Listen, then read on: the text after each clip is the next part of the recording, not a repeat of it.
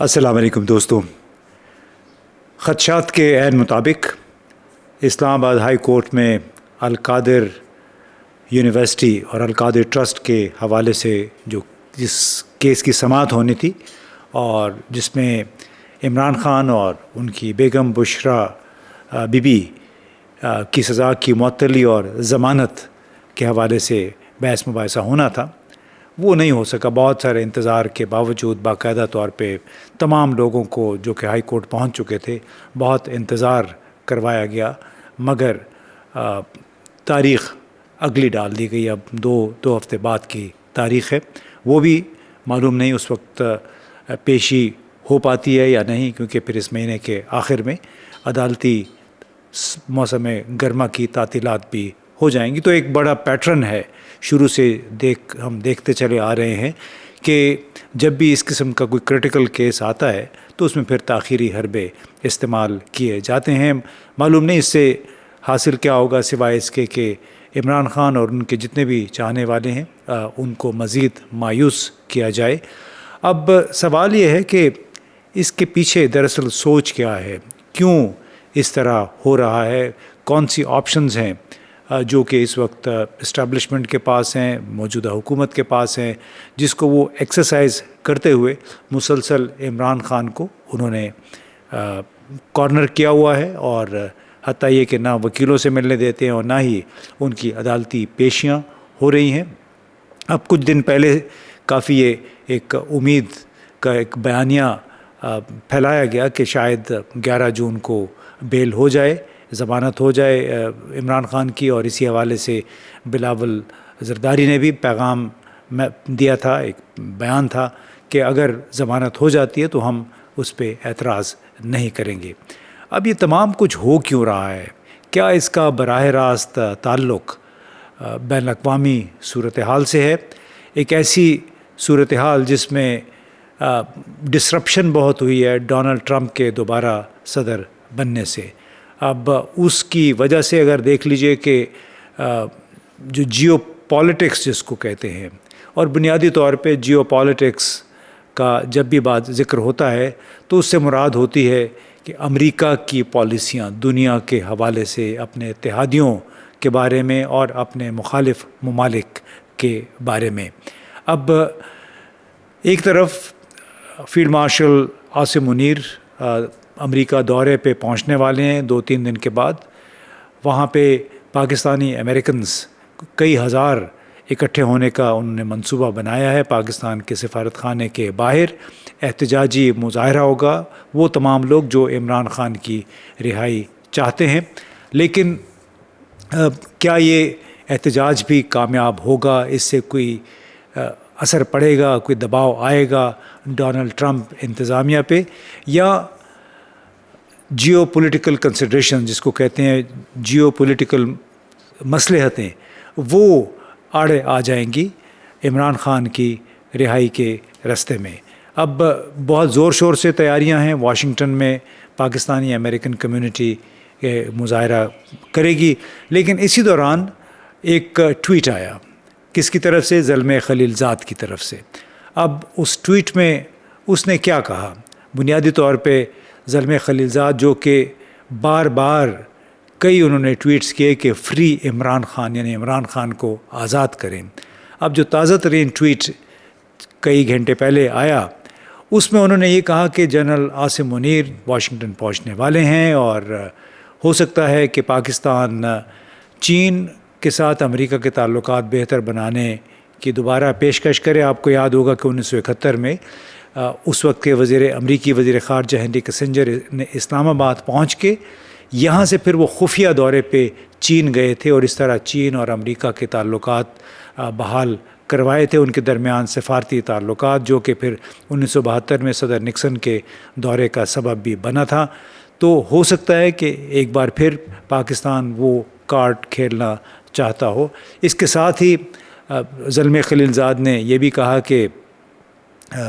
پاکستان میں معدنیات میں انویسٹمنٹ اور انسداد دہشت گردی میں تعاون بھی زیر غور آئے گا، اور پاکستان یہ ضرور آفر کرے گا، ایسے لگ رہا ہے ان کے ٹویٹ سے۔ اب اسی دوران ایک اور ٹویٹ آیا وہ ایلن مسک کا کہ یعنی آپ نے دیکھا ہوگا کہ کس طرح ایلن مسک نے بڑے تابڑ توڑ حملے کیے ڈونلڈ ٹرمپ پہ جب ان کے ٹیکسوں کے معاملات پہ اختلافات ہوئے، لیکن تازہ ترین ٹویٹ میں ایلن مسک لگتا ہے کہ وہ بیک فٹ پہ چلے گئے اور اس میں انہوں نے کہا کہ کچھ میں نے جو ٹویٹس ایسے کیے تھے لگتا ہے وہ کچھ زیادتی ہو گئی، میں نے کچھ زیادہ کر دی۔ اس سے آپ اندازہ لگائیے کہ ایک انتہائی دنیا کا امیر ترین شخص ہے، لیکن وہ بھی پسپائی پہ مجبور ہو گیا ہے دنیا کے طاقتور ترین صدر کے سامنے، یعنی ڈونلڈ ٹرمپ کے ساتھ براہ راست اس نے جھگڑا مول لینے سے بہتری سمجھی اسی میں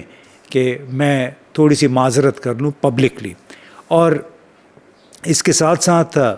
اب لگتا یہ ہے کہ ایلن مسک کو خدشہ یہ ہوا کہ کہیں اس کے جو کانٹریکٹس چل رہے ہیں امریکی حکومت کے ساتھ وہ منسوخ نہ ہو جائیں۔ لیکن اصل جو ٹویٹ میں آپ کے ساتھ ڈسکس کرنا چاہ رہا تھا وہ زلمے خلیل زاد ہی کا تھا کہ انہوں نے جو حوالہ دیا کہ ہم ہو سکتا ہے کہ پاکستان اور امریکہ کے درمیان انسداد دہشت گردی کے حوالے سے تعاون جو ہے وہ بھی زیر بحث آئے۔ اب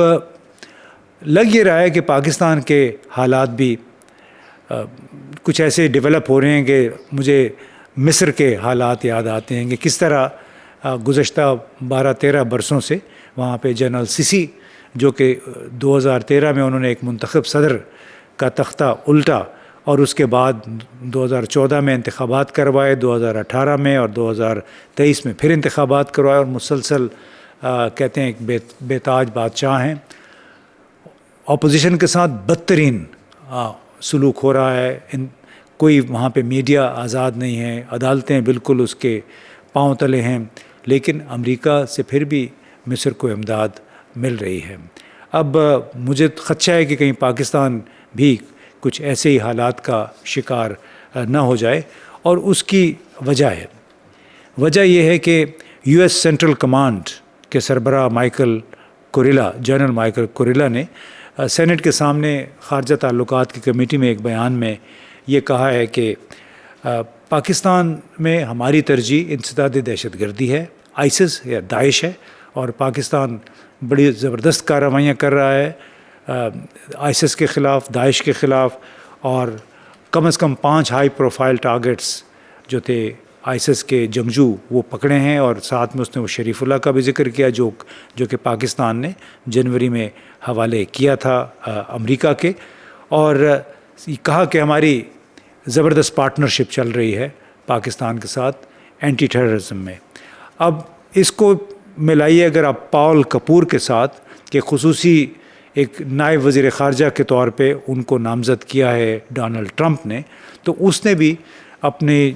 چونکہ وہاں پہ ایک ڈیپوزیشن ہوتی ہے سینٹ کے سامنے نامزدگی کے بعد، تو پاول کپور نے بھی سینٹ کے سامنے یہ کہا کہ مجھے اگر جنوبی ایشیا کے معاملات دیکھنے کے لیے منتخب کر لیا گیا تو یعنی سینٹ کمیٹی نے اپروو کر دیا تو پھر میں امریکہ کے قومی مفادات کی خاطر پاکستان کے ساتھ دہشت گردی کی جنگ میں تعاون پر توجہ دوں گا۔ یعنی آپ جنرل کوریلا کی بات یا پاول کپور کی بات، آپ دونوں نے اس بات پہ، اور زلمے خلیل زاد، بلکہ تینوں نے جو انسداد دہشت گردی ہے اس کو وہ سامنے لے کے آئے ہیں، اور لگتا ہے کہ یہی وہ ترپ کا پتہ ہے جو شاید پاکستان کی اسٹیبلشمنٹ کے پاس ہے۔ اور اس کے ساتھ ساتھ آپ یہ بھی ملا کے دیکھیے کہ ڈونلڈ ٹرمپ کی ذہنیت کیا ہے، اس کی سوچ کیا ہے، کہ وہ خالصتاً کاروباری شخص ہے۔ ایلن مسک کے ساتھ شدید اختلافات کے باوجود ہو سکتا ہے کہ 1-2 دن میں ان کی ملاقات ہو جائے، دوستی دوبارہ قائم ہو جائے۔ سب کو ڈونلڈ ٹرمپ نے دھمکیاں دی، چاہے وہ یورپی الائز تھے یا دوسرے بھارتی حکومت کو بھی اس نے کافی تڑیاں بھی لگائی، پنجابی میں کہتے ہیں تڑیاں، اور سب کو اب فکر پڑ گئی کہ کہیں تعلقات ہمارے خراب نہ ہو جائیں، تو کوشش چاہے بھارت ہے، چاہے یورپی یونین ہے یا نیٹو کے دوسرے ممالک ہیں، وہ اب خوش کرنے کی کوشش کر رہے ہیں ڈونلڈ ٹرمپ کو اس وعدے کے ساتھ کہ ہم آپ کے ساتھ محصولات میں اب رعایت پہ بات چیت کریں گے۔ چین کے ساتھ بھی ڈونلڈ ٹرمپ کی انتظامیہ کے مذاکرات دوبارہ شروع ہو گئے ہیں ٹریڈ ٹیرفس کے حوالے سے، یعنی جو درآمدی محصولات ہیں، اور ایسا لگتا ہے کہ کینیڈا میں جو G7 کی چوٹی کی کانفرنس ہو رہی ہے 15 سے 17 جون، اس میں ڈونلڈ ٹرمپ کو ایک بار پھر اچھی خبریں سننے کو ملیں گی، یعنی تمام اس کے اتحادی اور بھارتی وزیر اعظم کو بھی دعوت نامہ مل گیا ہے، پہلے منسوخ ہو گیا تھا، تو یہ تمام لوگ خوش کرنے کی کوشش کریں گے ڈونلڈ ٹرمپ کو۔ اب ایسا لگتا ہے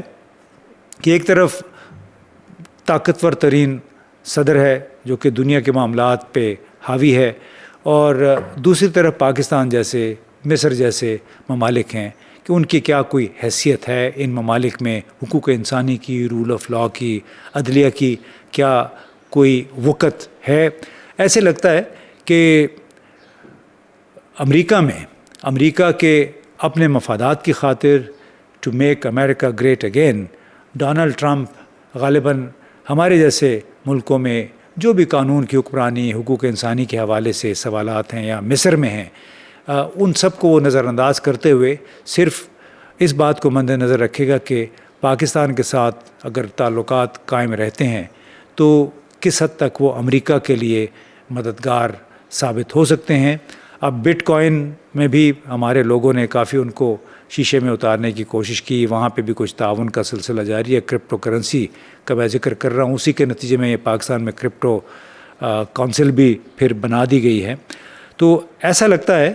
کہ امریکہ کی اسٹیبلشمنٹ، وہ اسٹیبلشمنٹ جس کو سدھارنے کا وعدہ عزم کا اظہار کیا تھا ڈونلڈ ٹرمپ نے انتخابات سے پہلے اور انتخابات کے بعد، کہ اس اسٹیبلشمنٹ نے ڈونلڈ ٹرمپ کو شیشے میں اتار لیا ہے جہاں تک پاکستان، بھارت اور افغانستان کا تعلق ہے۔ اور ایسا لگتا ہے کہ یہ تمام معاملات CIA اور دوسرے جو متعلقہ ادارے ہیں، نیشنل انٹیلیجنس ایجنسی اور سینٹ کام یعنی سینٹرل کمانڈ، انہوں نے اپنے ہاتھ میں لے کے ڈونلڈ ٹرمپ کو کنونس کر دیا، یہ باور کرا دیا ہے کہ اس خطے میں ہماری پالیسی میں تبدیلی کی ضرورت نہیں ہے، اس کے ساتھ ہمارے قومی مفادات وابستہ ہیں۔ اب اس تمام صورتحال کو سامنے رکھتے ہوئے کیا پاکستان میں سابق وزیر اعظم قیدی نمبر 804 اس کی رہائی کے لیے، غیر مشروط رہائی کے لیے کوئی صورتحال بن سکے گی؟ اس وقت یہ کہنا بہت مشکل ہے۔ اور آیا جو 14 جون کو پاکستانی امریکنز واشنگٹن میں مظاہرے یا یہ احتجاجی مظاہرہ کرنا چاہتے ہیں، اس کا کوئی فائدہ ہوگا؟ ڈونلڈ ٹرمپ پہ کوئی اس کا دباؤ آ پائے گا؟ اس وقت اب یہ کہنا بہت مشکل ہے۔ بہت بہت شکریہ۔